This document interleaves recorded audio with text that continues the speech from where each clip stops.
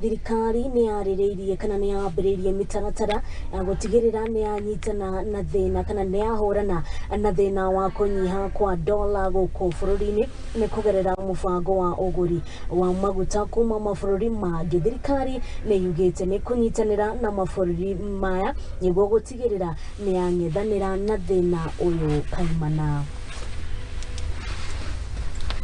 And here we are commissioning a bottom loading system, a new technology that more conforms with the environmental requirements of loading our trucks. It's a fairly automated system.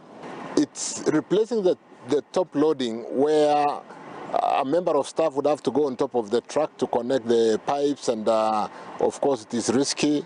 You are loading a highly flammable product. There are chances of falling down, and the management of the fumes. So this is a great facility that has been developed and engineered and implemented using our own internal resources by the KPC engineers, and I want to congratulate them for doing that. Continue to invest in supporting the investment of loading and ensure that the truck's waiting time is reduced to a minimum. It loads at higher speeds. It takes about 20 minutes to load about 35 tons, 35 cubes or meter cubes, whereas on the other side the top loading takes about 40 minutes. So we are having the time of loading. Petroleum products are Platts priced. They've got international OPEC pricing. So on month basis we get the Platts price. Whether they go up or they go down, we celebrate when they go down. But more importantly, we manage the freight and premium. What we've done with the challenge of petroleum products, which sometimes it could be coming down, but the dollar unavailability has been a big challenge, exacerbated by the devaluation or the sliding of the Kenya shilling because of the tightening of the monetary policy by the US government post-COVID. With the inflation rate having gone up to 9%.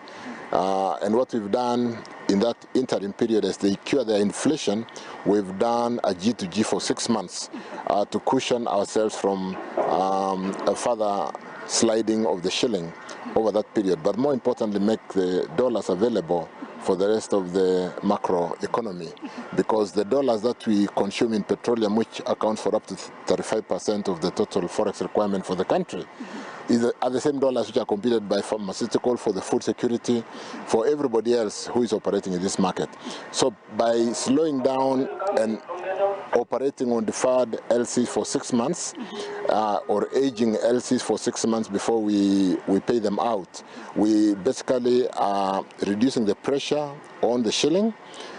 We are ensuring that those dollars are available for the rest of the market, and I think we've done well in curtailing the fast depreciation of the shilling during this period when the inflation is being cured by the tightening of the foreign policy, what you call foreign forex policy. Na ripoti hiyo egemaiне na Unyihu